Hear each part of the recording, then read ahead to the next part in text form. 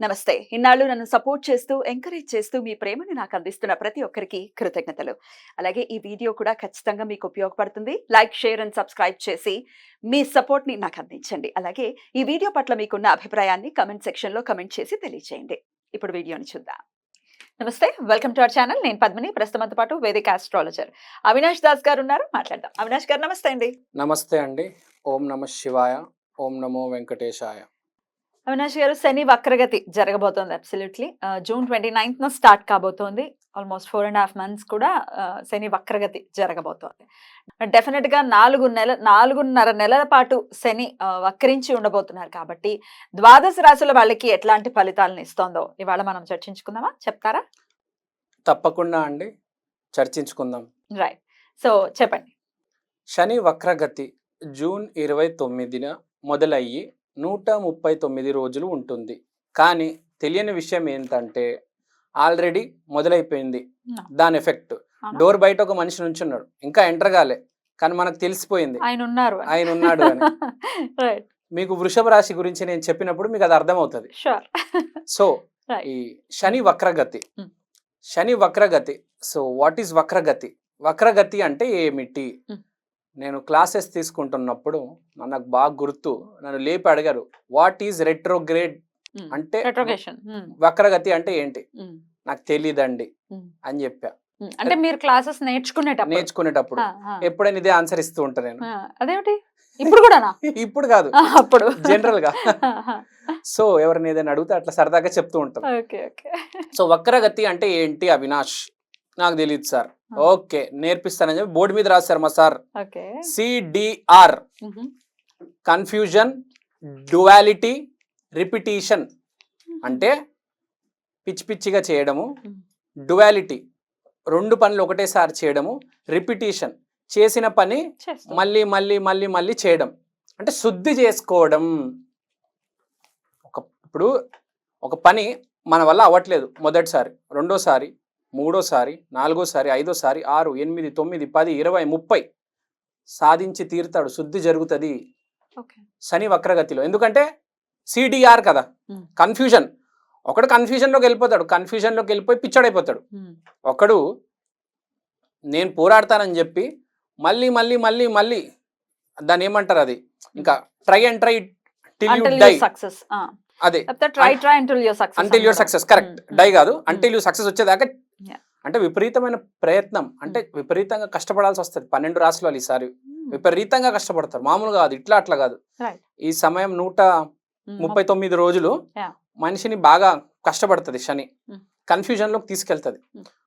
ఎవరైతే శుద్ధి చేసుకోవాలనుకుంటున్నానో వాళ్ళకి రిపిటీషన్ జరుగుతుంది. కొంతమందికి అయితే డ్యువాలిటీ, అంటే రెండు పనులు చేస్తారు. ఒక పని కాదు, ఒకటేసారి రెండు పనులు చేయడం జరుగుతుంది ఈ పీరియడ్ లో. అంటే మీ తీసుకున్న నిర్ణయం శని మీతో ఆడుకుంటుందా, లేకపోతే మీరు శనితో ఫ్రెండ్షిప్ చేస్తారా అనేది పాయింట్. సో ఇది శని వక్రగతి. శని వక్రగతి కాబట్టి ఎవరైనా ఏమనుకుంటారు, అమ్మా శని అంటే నాకు భయము, నేను దీంట్లో నుంచి ఎట్లైనా బయటపడాలి అని చెప్పేసి నేను ఏం చేయాలి గురుగారు అని అడుగుతారు. వాళ్ళకి నేను చెప్పేది ఏంటంటే రుద్రాభిషేకం చేసుకోండి, ఒక త్రిశూలం తీసుకోండి. మామూలుగా శని మామూలు గతిలో వెళ్తున్నప్పుడు శివలింగానికి చేస్తాం, ఇది వక్రగతి కాబట్టి త్రిశూలం తీసుకోవాలి. 6 inches త్రిశూలం, సిల్వర్ త్రిశూలం తీసుకోవాలి. సో 6 inches సిల్వర్ త్రిశూలం తీసుకొని దాని మీద మీరు అభిషేకం చేయొచ్చు. పాలు, పెరుగు, నీళ్లు మీ ఇష్టం. సాటర్డే రోజు చేస్తే అద్భుతం, లేకపోతే 29వ రోజు, ఆ రోజున స్టార్ట్ అవుతున్నారు వక్రగతిలో శని మహారాజులు కాబట్టి ఆ రోజు చేసుకోవాలి. ఇంకోటి, కొంతమందికి ఆగిపోయిన పనులు ఉంటాయి, ఈ టైంలో మళ్ళీ ట్రై చేసుకోవచ్చు, అవుతాయి. ఎవరికైతే పనులు అవ్వవు, ఒకటి రిపిటేషన్ ఉంటుంది, కానీ ఆగిపోయిన పనులు మాత్రం అవుతాయి.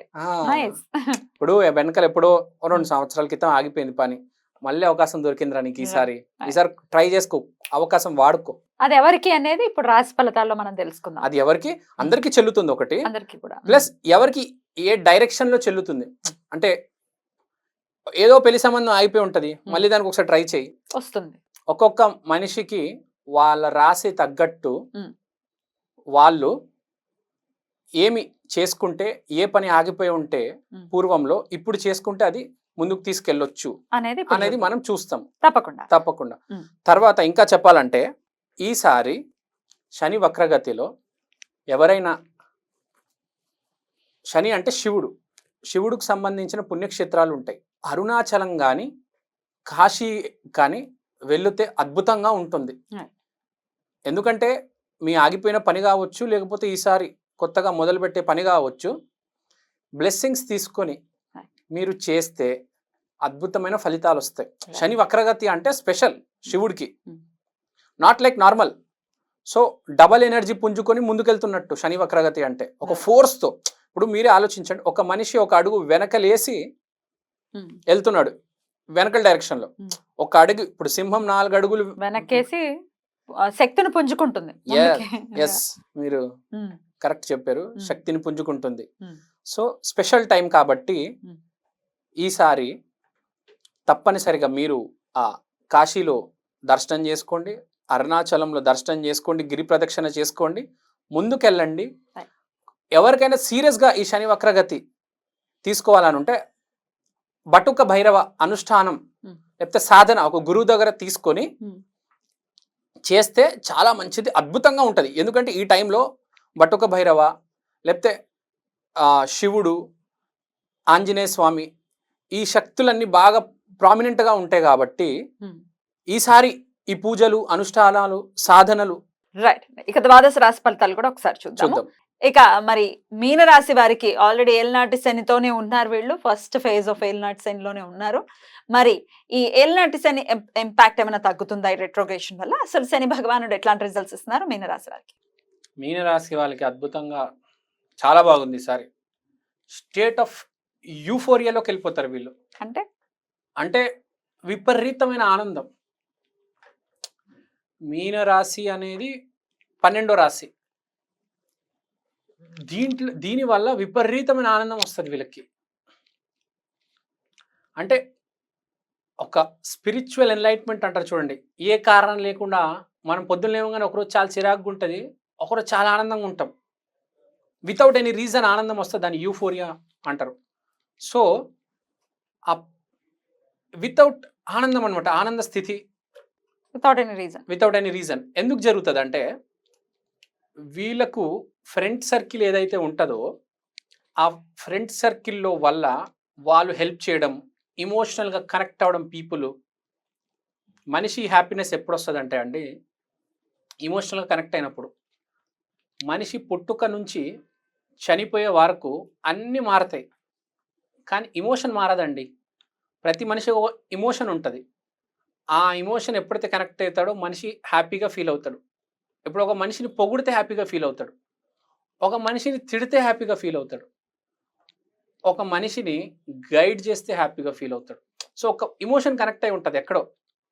ఆ ఇమోషన్ అనేది వీళ్ళకి కనెక్ట్ అయ్యి ఈ 4.5 నెలలు స్టేట్ ఆఫ్ యూఫోరియాలోనే ఉంటారు. అంటే విపరీతమైన ఆనందం, సంతోషంగా గడుపుతారు ఈ సమయాన్ని. బాగా చెప్పారండి. నేను అదే చెప్దాం అనుకున్నా. సంతోషంగా గడుపుతారు, ఏ గొడవ లేకుండా ఫ్రెండ్ సర్కిల్తో బాగా అల్లుకుపోయి ఫుల్ ఎంజాయ్ చేస్తారు, ఇక్కడక్కడ తిరుగుతారు.